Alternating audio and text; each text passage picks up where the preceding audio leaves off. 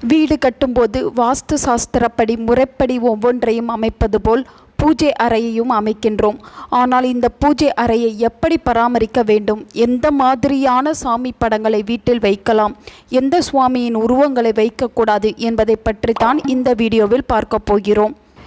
சில கோவிலுக்கு சென்று விட்டு வரும்போது அந்த தெய்வங்களின் படத்தை வீட்டிற்கு வாங்கி கொண்டு போகலாமா, அப்படி வீட்டிற்கு வாங்கி கொண்டு போனால் தீய பலன் ஏற்பட்டு விடுமோ என்ற பயமும் மனதிற்குள் நிலவுகிறது. இதனால் பல தெய்வங்களை நாம் வழிபட மறந்து ஒதுக்கி வைத்து விடுகிறோம். பூஜை அறை அல்லது தெய்வ படங்களை நாம் வைப்பதற்கு ஒதுக்கி இருக்கும் இடம் சிறியதோ அல்லது பெரியதோ இல்லை தனி அறையோ, ஆனால் அந்த இடம் மிகவும் சுத்தமானதாகவும் நறுமணம் நிறைந்ததாகவும் இருக்க வேண்டும். சுவாமி படங்களை கிழக்கு, மேற்கு, வடக்கு ஆகிய திசைகளை நோக்கி இருக்கும்படி வைக்க வேண்டும். தட்சிணாமூர்த்தி, நடராஜர் போன்ற சுவாமி படங்களை மட்டுமே தெற்கு நோக்கி பார்த்து வைக்க வேண்டும். இறந்தவர்களின் படங்களை பூஜை அறையிலோ அல்லது சுவாமி படங்களுடன் சேர்த்தோ வைக்கக்கூடாது.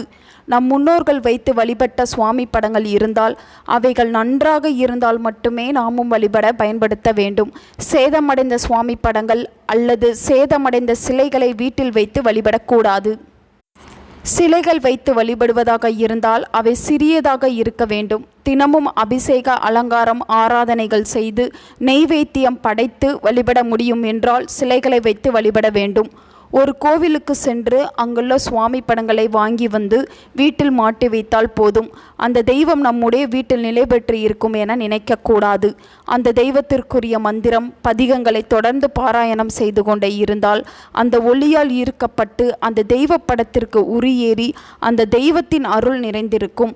உரு ஏற திரு ஏறும் என்பதும் சிலர் வீடுகளில் தெய்வ படங்கள் தங்களிடம் பேசுவதை போலவே இருப்பதற்கும் இதுதான் காரணம்.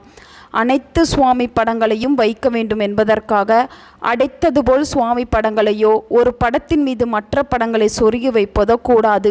வீட்டில் வைத்துள்ள தெய்வங்களின் படம் தெளிவாக தெரியும்படி சுவாமி படங்களை வைக்க வேண்டும். புதிதாக வீட்டிற்கு குடியேறப் போகிறோம், வீட்டில் கிரக பிரவேசம் செய்ய போகிறோம் என்று கேட்டால் கடைகளில் 5 தெய்வங்கள் ஒன்றாக இருக்கும் படம் ஒன்றை கொடுப்பார்கள்.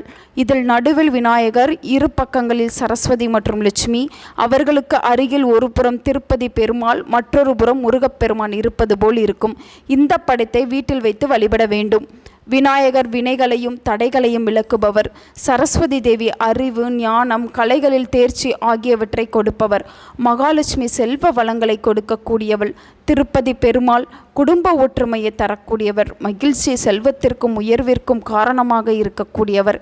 கையில் வேலுடன் இருக்கும் முருகப்பெருமான் நமக்கு எந்த பிரச்சனை என்றாலும் நாம் இருக்க பயமேன் என ஓடி வந்து அருள் செய்து வெற்றிகளை தரக்கூடியவர். இவை அத்தனை நலன்களும் ஒன்று சேர கிடைக்கக்கூடிய இந்த சுவாமி படத்தை வீட்டில் வைத்து வணங்குவது சிறப்பானது. அம்மன், சிவன் போன்ற தெய்வங்கள் இஷ்ட தெய்வங்களாக இருந்தால் அந்த தெய்வ படங்களையும் வீடுகளில் வைத்து வழிபடலாம். திருப்பதி பெருமாள் படங்கள் வீட்டில் வைத்திருப்பது மிக நல்லது. நவக்கிரகங்களின் படங்களை வீட்டில் வைத்து வழிபடக்கூடாது. நவக்கிரக தோஷம் இருந்தால் அந்த கிரகத்துக்குரிய தெய்வத்தை மட்டும் வழிபட்டு வரலாம். காளி, நரசிம்மர் போன்ற உக்கிர தெய்வங்களின் படங்களை வீட்டில் வைத்து வழிபடக்கூடாது என்று சிலர் கூறுவார்கள். இந்த தெய்வங்கள் உக்கிர வடிவம் கொண்டதற்கு காரணமே தன்னை சரணடைந்த பக்தர்களை காப்பதற்காக மட்டுமே. அதனால் இந்த தெய்வங்களின் உருவங்களை வீட்டில் வைத்து வழிபடலாம். எந்த தெய்வத்தின் படம் வீட்டில் இருந்தாலும் இல்லாவிட்டாலும் குலதெய்வத்தின் படம் நிச்சயமாக வீட்டில் இருக்க வேண்டும்.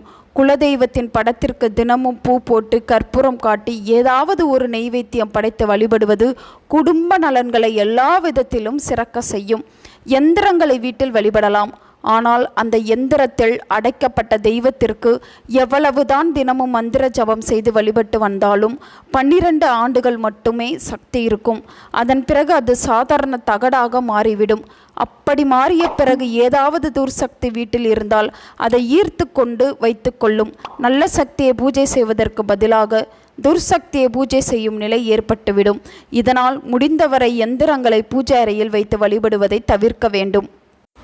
உங்கள் நண்பர்களுக்கும் உங்கள் உறவினர்களுக்கும் இந்த வீடியோவை ஷேர் பண்ணுங்கள். அவங்களும் இதை பற்றி தெரிஞ்சுக்கிடட்டும். ஆன்மீகம் டிவி தமிழ் சேனலை சப்ஸ்கிரைப் பண்ணுங்கள்.